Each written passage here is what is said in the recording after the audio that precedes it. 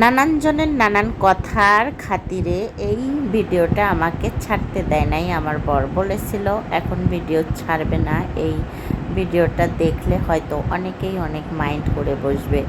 তো আমি ছাড়িও ছিলাম না, ভাবছিলাম থাক পরেই দেব। তো এখন না ছেড়ে উপায় নাই, আমার ফুলফিল গ্যালারি ফুল হয়ে আছে, ভাবলাম আজকে ছেড়ে দেই। তো রমজান মাসের শেষের দিকেই মানে বাড়ি যাওয়ার আগ মুহূর্তে আমি এই মার্কেটটা করেছিলাম। যেহেতু রমজান মাসে কিন্তু ঈদের জন্য বোনাস পাই আমরা, তাহলে আমরা কাপড় নেব না কেন? তো আমরা মানে বাপ ছেলে মেয়ে সবাই মিলে সবার কাপড় কিনি।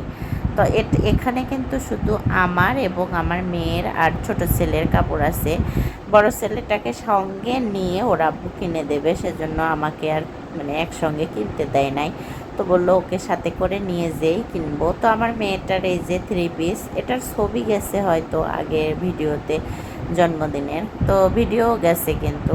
তো আমি এতদিনে ভিডিওটা ছাড়ছি শুধুমাত্র গ্যালারি ফুলফিল হয়ে আছে, আমরা বাসা ছেড়ে দেব। তো সেই ভিডিওগুলো করতে হবে, সেজন্য এই ভিডিওটা ছাড়ছি। তো আমার বরের একটাই রিকোয়েস্ট ছিল যে এই সব ভিডিও ছেড়ো না। এই 3 পিসটার দাম শুনলে হয়তো অনেকেই অনেক কথা বলবে, তারপরেও বলে দিচ্ছি এই 3 পিসের দাম 4,500 টাকা। আমার মেয়ে মানে জন্ম নেওয়ার পর থেকেই কিন্তু 2টা ঈদ করে 2,000-এর কমে কোনো দিনও জামা কিনে নাই আমি। তো এটাই বলছি যে আমার মেয়েটাকে কিন্তু রাজকন্যার মতোই আমি বড় করেছি, আমার মানে ছেলে মেয়ে উভয়কেই।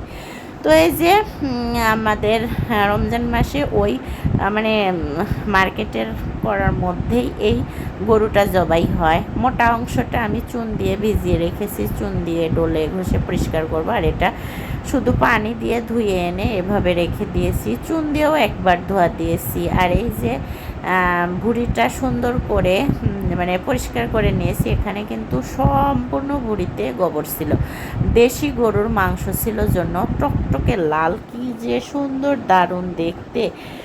রাত বাজে 9টা, 9:30, তখন আমি এই মানে ভিডিওটা ক্লিপ নিচ্ছিলাম। ধুয়ে ধুয়ে এসে মাজা লেগে গিয়েছিল, বসে আছি। তো এই যে বারবার ভিডিও নিচ্ছিলাম, এদিকে মাংস রান্না করতেও বলছিল ওর আব্বু। তো আমি এদিকে মাংস কষিয়ে সুন্দর করে রান্নাও করে দিয়েছিলাম, আর ভুঁড়িটা জাল করে রেখে দিয়েছিলাম পরদিন কাটবো বলে। তো এভাবেই করেছিলাম।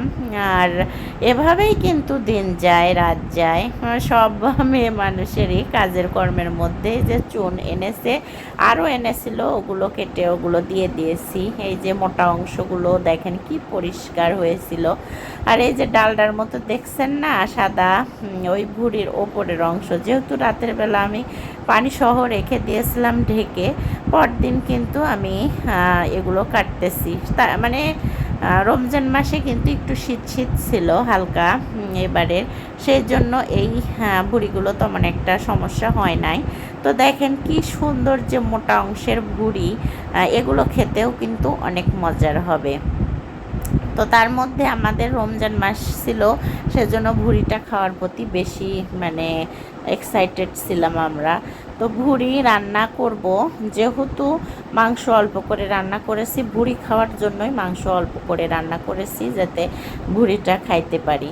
তো আমার মানে গরু জবাই হলেই আমার ভুঁড়ি খাওয়ার পর বেশি হয়, কারণ বেশি ভুঁড়ি খেকো আমরা, মানে মাংসের চেয়ে আমরা ভুঁড়ি বেশি ভালোবাসি সেজন্য। তো এই যে ভুঁড়িগুলো সুন্দর করে কেটে বেছে এই তো ধুয়ে নিয়ে মাখিয়ে দিচ্ছিলাম, ভুঁড়িটা মাখিয়ে দিচ্ছিলাম। আমি সব রকমের মশলাপাতি দিয়ে ভুঁড়ি মাখাই, মানে ভুঁড়িতে একটু গন্ধ ভাব থাকে, সেজন্য একটু বেশি করে আদা বাটা জিরা বাটা দিয়ে দেই। তো এভাবে মাখিয়ে রান্না করলে কিন্তু অনেক মজা লাগে খেতে। তারপর লাস্টে একটু মানে মাঝখানে ঝোলটা শুকিয়ে আসলে প্রেশার কুকারে একটু গরম পানি করে হুইসেল বাজিয়ে নিলেই কিন্তু ভুঁড়ি রান্না ওই দিনকেই খাওয়া যায়, নেড়ে সেড়ে কালো কালো হয়ে আসে, সুন্দর খাওয়া যায়। তো এই যে ডালডার মতো দেখছেন, এগুলো তেল কিন্তু। ধন্যবাদ সবাইকে, খোদা হাফেজ।